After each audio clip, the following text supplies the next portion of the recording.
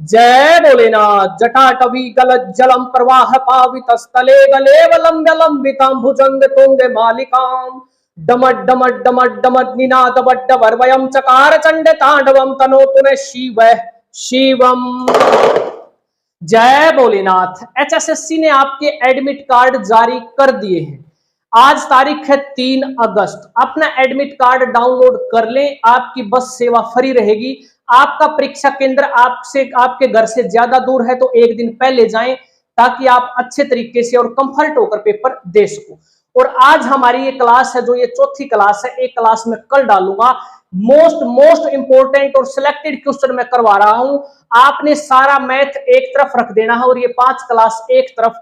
आपका सिलेक्शन जरूर होगा, मेहनत करते रहिए। चलिए शुरुआत करते हैं।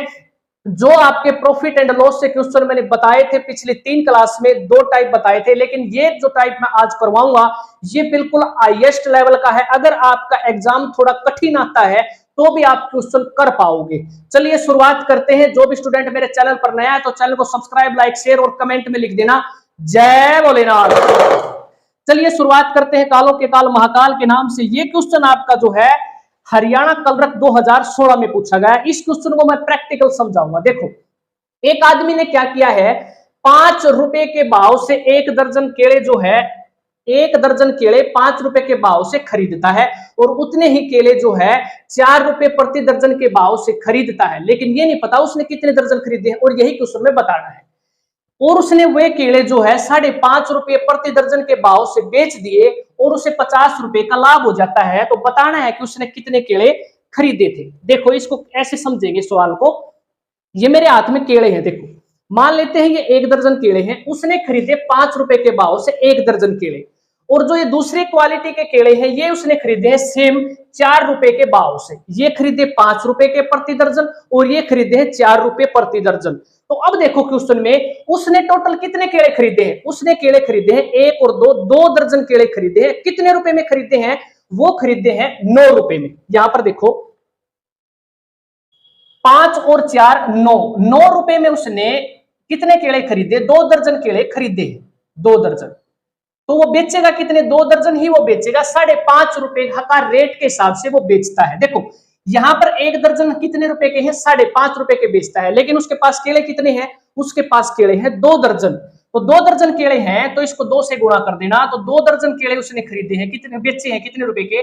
2 से गुणा कर देना इसको, तो 11 रुपए आ जाएगा। अब देखो 2 दर्जन केले 9 रुपए के खरीदे हैं और 2 दर्जन केले 11 रुपए में बेच दिए। तो उसे प्रॉफिट कितना हुआ है? यहां से 2 रुपए का प्रॉफिट हुआ है। लेकिन अकॉर्डिंग टू क्वेश्चन वो 50 रुपए प्रॉफिट लेता है। कितने गुना है? 25 गुना।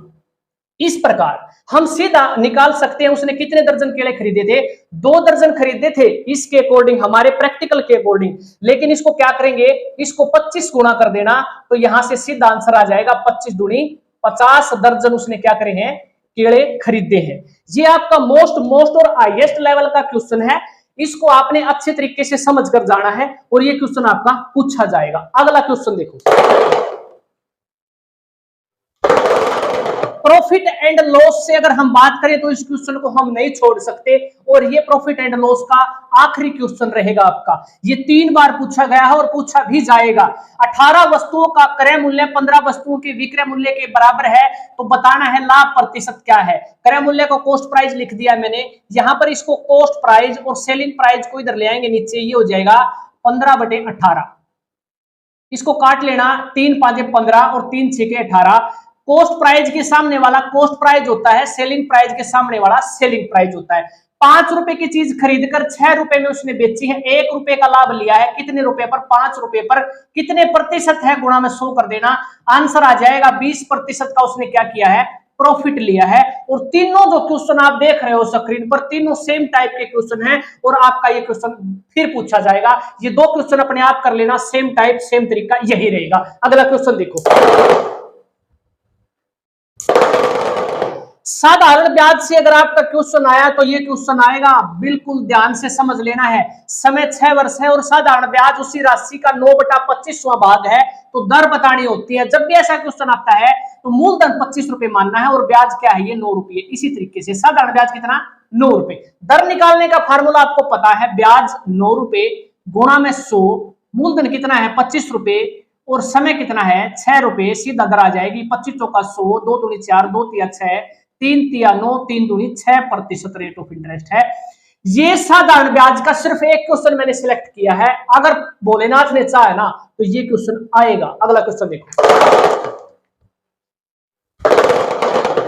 चक्रवृद्धि ब्याज से अगर क्वेश्चन आया तो वो आपको ये क्वेश्चन देगा, वो आपसे सीधा सीधा पूछेगा अर्धवार्षिक रूप से अगर ब्याज संयोजित होता है तो आपको पूछेगा, वहां पर मिश्रधन पूछ लेगा, समय पूछ लेगा, दर पूछ लेगा, कुछ भी दे देगा, लेकिन वो आपको उलझाने की कोशिश करेगा अर्धवार्षिक देकर। ब्याज जो है अर्धवार्षिक कैलकुलेट करेंगे तो आपसे पूछेगा क्वेश्चन, वो ये है मूलधन 15,000 रुपए, दर 10%, समय 1 साल, तो बताना है मिश्रधन क्या होगा, 1 साल के बाद उसे कितनी राशि प्राप्त होगी। और इसमें यह दे रखा है कि जो ब्याज है वो हर 6 महीने बाद कैलकुलेट होता है। तो जब अर्धवार्षिक हो ना ब्याज, तब हम क्या करते हैं, ध्यान से समझना, रेट ऑफ इंटरेस्ट को आधी कर देते हैं। आधा करने का मतलब अब रेट ऑफ इंटरेस्ट 5% और समय जो होता है उसको 2 गुना कर देंगे, अब समय हो जाएगा 2 वर्ष। इस पर कैलकुलेट करेंगे। चक्रवृद्धि ब्याज निकालना आपको आता है, 5% को लिख सकते हैं 1/20। 20 रुपये अगर मूलधन है तो 1 रुपया ब्याज का मिलाकर 21 रुपये मिश्रधन हो गया। दूसरे साल फिर 20 से फिर 21 हो जाएगा और इसको मल्टीप्लाई कर देना दोनों तरफ इस तरीके से। प्रिंसिपल कितना है 400 रुपये, 400 रुपये मूलधन है और अब ये 441 रुपये हो जाता है। तो क्वेश्चन के अकॉर्डिंग 15,000 रुपये मूलधन है, 400 यूनिट की वैल्यू कितनी है, 400 यूनिट की वैल्यू दे रखी है 15,000। 1 यूनिट की वैल्यू कितनी हो जाएगी बटे 400, निकालनी किसकी है 441 की, तो 441 को गुणा कर देंगे ऊपर और आंसर आ जाएगा 16,537 रुपये और 50 पैसे। ये आंसर आ जाएगा। और आपसे यही क्वेश्चन पूछने की 99% संभावना है जब ब्याज अर्धवार्षिक रूप से संयोजित हो। इसको ध्यान से कर लेना। अगला क्वेश्चन देखो, टाइम एंड वर्क से अगर क्वेश्चन आया तो ये क्वेश्चन आएगा अल्टरनेट डेज वाला। ए किसी कार्य को 7 दिन में करता है, बी 8 दिन में करता है। अगर ये दोनों एक दिन छोड़कर एक दिन काम करे तो कार्य कितना दिन में पूरा होगा, और ए से शुरुआत करता है। तो देखो अल्टरनेट डेज वाला है, इंपॉर्टेंट है, सिर्फ एक क्वेश्चन करवाऊंगा। देखो ये हो जाएगा एलसीएम 56, ये तो हो जाएगा कुल काम, यहां से आ जाएगी एफिशिएंसी यानी कि अक्षमता। एक दिन की अक्षमता कितनी है, 8 टेबल बनाने की है ए की, और बी की कितनी है 7 टेबल एक दिन में बनाता है। पहले दिन ए से शुरुआत करेंगे तो 8 टेबल बनाएगा पहले दिन ए, फिर दूसरे दिन बी आएगा और 7 टेबल बनाकर निकल जाएगा। तो कह सकते हैं टोटल 15 टेबल बनेगी 2 दिन में। 2 दिन में 15 टेबल बन चुकी हैं। अब 15 को इसका मल्टीपल 56 के नजदीक लेकर जाना है, इससे ज्यादा नहीं, इससे कम रखना है। तो 15 को 3 में गुणा करेंगे तो 15 तिया 45 टेबल जो है, इसको 3 गुणा कर लेना, इधर भी 3 गुणा हो जाएगा। तो कहने का मतलब है 6 दिन में आपकी 45 टेबल बन जाएंगी।